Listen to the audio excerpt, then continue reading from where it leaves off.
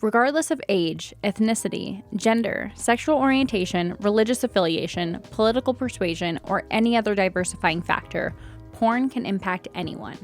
If you've recognized the harmful effects of pornography in your life, or recognize the harms pornography can cause on society, we welcome you to become a fighter. As fighters, we strive to be bold, understanding, open-minded, and accepting. If you're ready to become an official fighter, we invite you to join the movement at ftnd.org/fighter. That's ftnd.org/FIGHTER. My name is Garrett Jonsson, and you're listening to Consider Before Consuming, a podcast by Fight the New Drug. And in case you're new here, Fight the New Drug is a non-religious and non-legislative organization that exists to provide individuals the opportunity to make an informed decision regarding pornography by raising awareness on its harmful effects using only science, facts, and personal accounts. We want these conversations to be educational, uplifting, and hopeful. As we sit down with experts, influencers, activists, and people with personal accounts, we cover a wide variety of topics that may be triggering to some.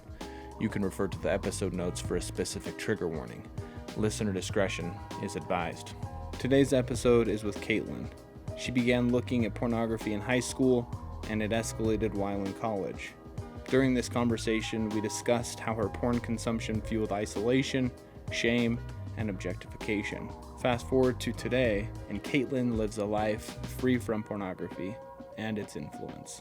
With that being said, let's jump into the conversation. We hope you enjoy this episode of Consider Before Consuming. Awesome. Well, how's your day going so far? It's going really good. How about you? Good. It's going pretty good. I think it might be important to get to know you a little bit better. Can you give us a brief description of who is Caitlyn and what you're up to? Yeah, I definitely can. For someone who's Caitlyn, I feel like I should know this better. But yeah, so my name is Caitlyn, and I'm currently a senior at North Dakota State University. I'm double majoring in social work and human development and family science with a minor in psychology. And that's academic-wise, but other than that, I'm someone who just really likes to be around people, and I'm just really excited to kind of be able to share my story. I used to be really ashamed of it, and now I'm just really excited to be able to share it and tell others that they're not alone. That's awesome. It is a big deal to go from having the shame to being where you're at today, where you're able to talk about it. Yeah. And so we just want to acknowledge all the work that you've put in to be where you're at today. And then we want to say thanks for joining us today. Oh my goodness, thank you for having me. I love Fight the New Drug, so I'm really excited to even be here. Good. Well, first of all, I guess one of the questions I have based on that last comment is why do you say you love Fight the New Drug? And I'm not trying to I'm not trying to plug Fight the New Drug here, but I'm just kind of curious how that relationship began. How did you first hear about Fight the New Drug? Yeah, of course. So I actually first heard about Fight the New Drug when I was maybe in 8th grade. I was out with some friends and I saw a woman wearing a Porn Kills Love shirt. And my friends were just standing there oh, that's kind of weird that she'd wear such a bright shirt. And that's kind of the last I had seen of it until I got into college. But after my own struggle with pornography, I was I just need something to kind of tell me that everything I'm going through, there's a reason for it. It's not just me being crazy. Yeah. And I can't remember how, but I had come across your page. And sometimes it's kind of hard to talk about pornography that way. And so I love the fact that you're what you guys stand for. It talks about how it actually affects your body and your brain, and because I went through all of that, and so I think it's really awesome what you all do, and I'm so happy to be able to rep it now after learning about it more.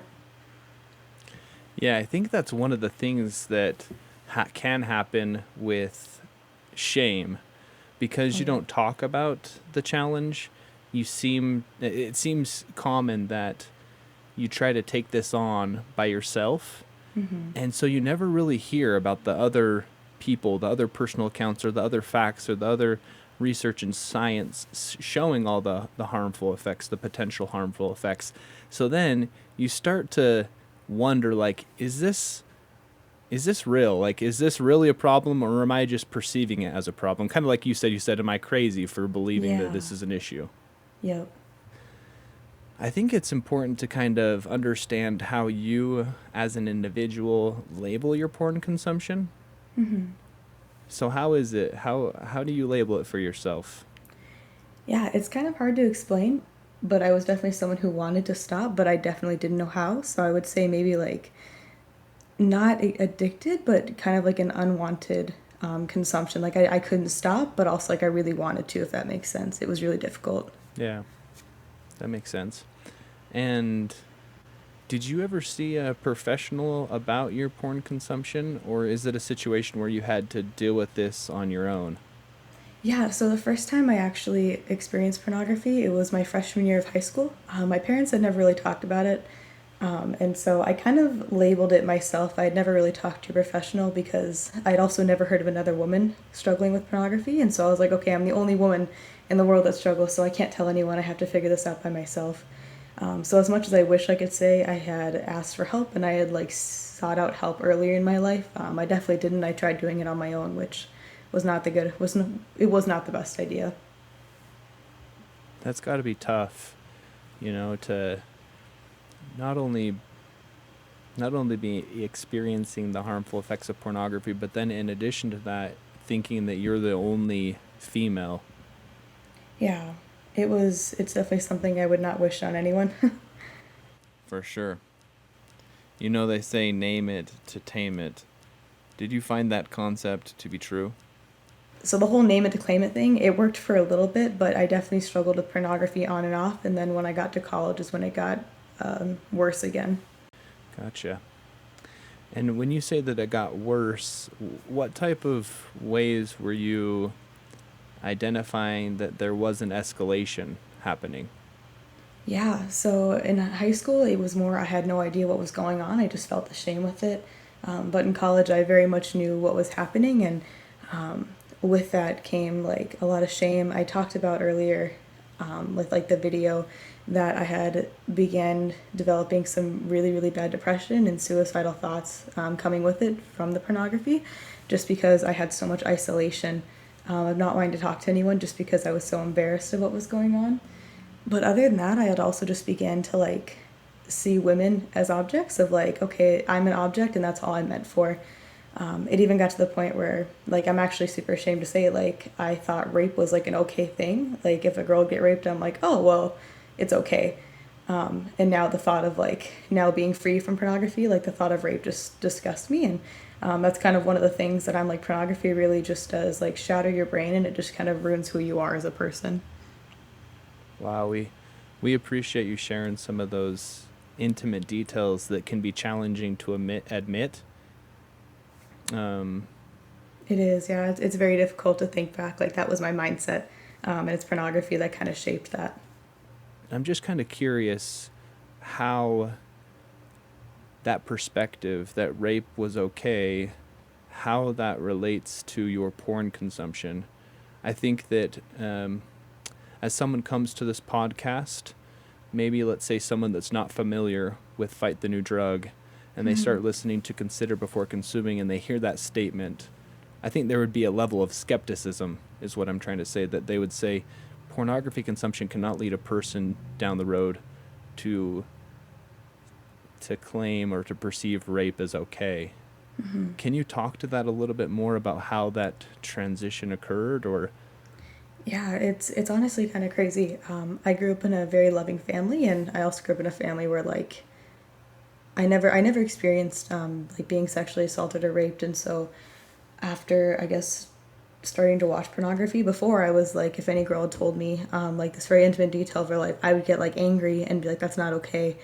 And so I can't really explain the transition. It's just one day after watching pornography for a while, I started thinking of rape as an attractive thing. I was like, oh wow, like this isn't sorry, I've actually never admitted that before, but I was like, rape is just, it's an attractive thing. It's okay. That's literally what us women were made for, because that's literally what pornography perceives it as.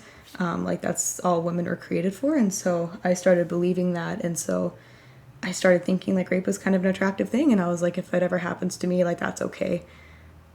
which is really sad to say. It breaks my heart even thinking about it, because if another girl told me that, I think my heart would shatter a little bit. Yeah. Well, again, I just want to acknowledge that we appreciate your honesty. And one of the things we try to do on this podcast, I try to incorporate this into my own life, and I try to encourage our listeners as well, is to incorporate unconditional positive regard for ourselves and for other people. Yeah. And so I just want to acknowledge as challenging and as difficult as it is to kind of admit some of those transitions that can happen and that can have a correlation to pornography consumption. Honestly, I just admire your honesty and self-awareness.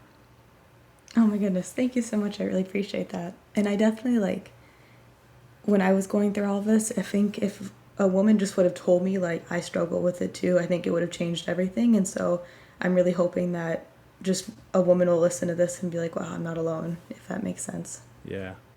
No, it totally makes sense. You mentioned your porn consumption led to increased isolation. Mm-hmm. Can you talk to that? How that escalation of isolation, how it felt, and if there was also a correlation to loneliness? Yeah, definitely.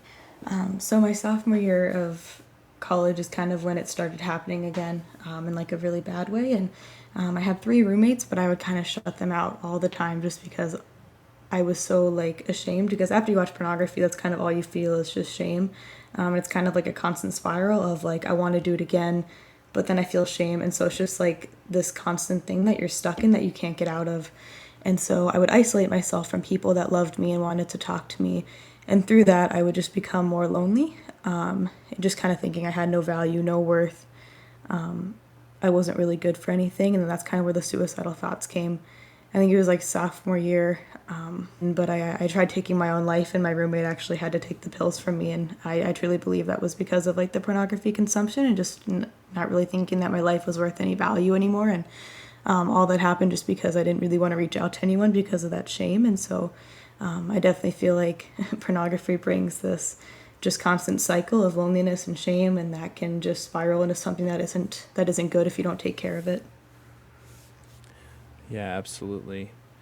I think for me, it's kind of challenging to look back and remember some of those rock bottom moments. Yeah, Is that definitely. the case for you? When I say challenging to remember, it's almost like, at least for me, sometimes I tend to forget what it was really like and how difficult it really was. Is that the case for you, or are those moments really vivid and easy to remember? I've definitely tried blocking out the attempting suicide and stuff like that, just because it was really hard to think about, and just the shame and loneliness, just because as a person you don't want to feel that. You want to feel like you're loved, and you want to feel like you're seen. And so I've definitely tried blocking it out, and so kind of talking about it's bringing it back up, and I'm like, oh man, I went through that. And so I feel like I'm more like you, where I kind of try blocking it out if possible, but they're also memories, and it's part of my life story, and I'm not really ashamed of that, if that makes sense. I love that you accept that that's part of your life's story. That's so cool. Well, how long has it been since you began to address your challenge with pornography? Since I actually quit it, or since I was I'm gonna stop? Yeah, I think since you started realizing this is having negative effects and I want to stop. Yeah, I think probably maybe end of sophomore year, beginning of junior. It took a little bit, not as long as maybe some people. I've definitely had people tell me pornography didn't impact you the way it does others, but I definitely feel like it still impacted me greatly. Yeah. So I would say maybe a year before I was oh man, this isn't good. Okay, so it's been about a year and a half or so since you started addressing? Kind of, yeah. I think about I'm that time. a year free now Okay. from it. Yeah, the reason why I was asking is because I'm wondering if looking back a year and a half ago, or maybe to some of these rock bottom moments, do you think that there was another problem or issue or stress or some other issue that you were you were trying to avoid, or in other words, that you were turning to pornography to escape having to deal with that problem? I think honestly, yeah. Being in school and being in college is really stressful, but also like I personally I got to a point where I'm like, if I could just do what these women do, then maybe a boy will like me. And so I think that's kind of how it started, and that's also kind of how it escalated. But I think that's kind of where the stress came from, is like, no one's gonna love me. So just acceptance and love. Yeah. Okay. Wow. What a lot of people want. Yeah, not only a lot of people, I think it might be safe to say that everyone wants that. Yeah, I wholeheartedly agree. Well, again, thanks for sharing. The reason why I asked is because I think it's common for people to turn to pornography because they don't want to address that thing, whatever that thing is. And oftentimes, as a person continues down that path of turning to pornography again and again and again, and avoiding that feeling, that negative emotion, the negative emotion or that problem can just amplify and get bigger and bigger. And finally, once you start to address it, it almost goes back to the name it to tame it thing, where you can start to feel better about that once negative emotion once you're in a healthier state. Do you feel like that's the case for you? Do you feel like you have a healthier perspective today about your worthiness for love? And when I say worthiness, I just mean that in a general sense of the fact that I believe all of us are worthy of love. Oh yeah, I definitely agree. And before, like, I've always had the viewpoint of like, everyone deserves love, except for me. But after, not watching pornography for a year, like, I can just tell mentally I'm so much more healthy, especially in the fact of like, I know I'm worthy of love and just joy and happiness, and of also being respected. That's great. Did your porn consumption affect other areas of your life, such as your sleep or your study or your grades? Because I can imagine, like you said, going to school can be stressful. Not can be, it is. And jumping through all of those hoops that are required to get a degree. And you're double majoring, so I guess it's double the amount of hoops, right? Yeah, definitely. And so I'm just wondering if turning to pornography over that time period again and again, if it amplified or if it escalated any of the stresses, or if it did negatively affect your sleep patterns or other areas of your life. Yeah, I truly believe it did. My grades definitely started to dwindle a little bit, but also just like my sleep patterns. I would stay up later to, avoid the roommates kind of thing, so I could watch pornography and then, sleep in, miss classes because of that. And so it kind of just got to the point, even like relationships with people, I would miss out hanging out with friends and having that intentional time because I would have, rather been with pornography. And so, like, personal life, yes, but it also started crushing relationships with people that really cared about me. And they didn't actually know why. They just kind of, because I never told them, so they didn't know why. They just thought I just didn't want to hang out with them or that I didn't care about them, which really sucked. Man, that's tough. I think that a lot of people can relate to what you're saying. I think that this is more common than we might think. Yeah. And so, I appreciate you sharing some of this stuff. You've talked about some friendships that might have been hurt. Did you have any romantic relationships that also experienced some negative effects from the pornography consumption? I'm very thankful to say no. I'm 22 and I've actually never had a boyfriend, so I'm very happy that I wasn't in a relationship, because I feel like it would have been very detrimental at the time. Yeah. Now, I know that you haven't labeled your porn consumption as like a compulsive behavior, but I think a simple way to define compulsion is like you said, you wanted to stop, you wanted to not consume pornography, but you turned to it again and again and again. Yeah. And for someone who does develop that type of behavior with that, whether it's a substance that the person is turning to or a behavior, life can become like this endless string of cues that remind the person of the substance or the behavior that they're trying to avoid. Did you notice that? Did you notice that as you said, don't consume pornography, this isn't for me, did you notice that those cues or those subconscious associations to pornography started to present themselves more and more, pushing you back to it? A little bit. It wasn't until I actually told someone and got like an accountability partner that I could be like, hey, like, can we go do something, that it really started helping. But yeah, before that, like if I saw my roommates were gone, like that would be the first thought in my mind.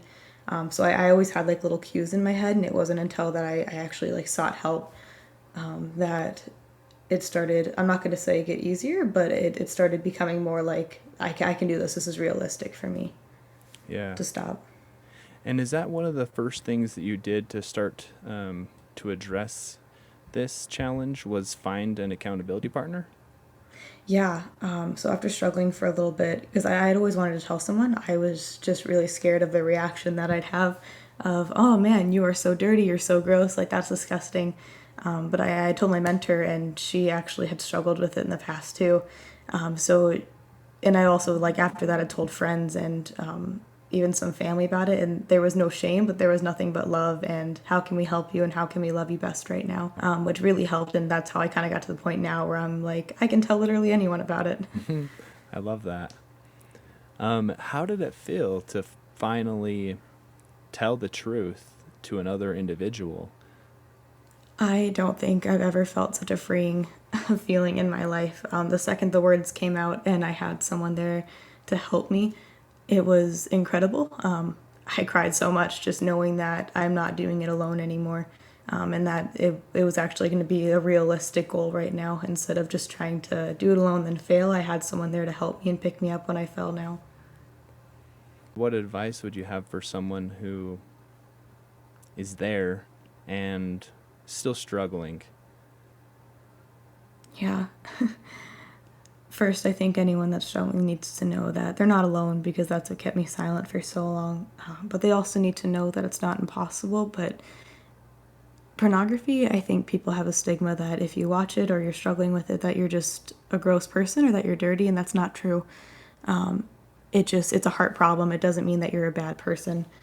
And so I personally feel like they should know that telling someone it's okay, and it's going to make it a lot more, it's just going to make it a lot better.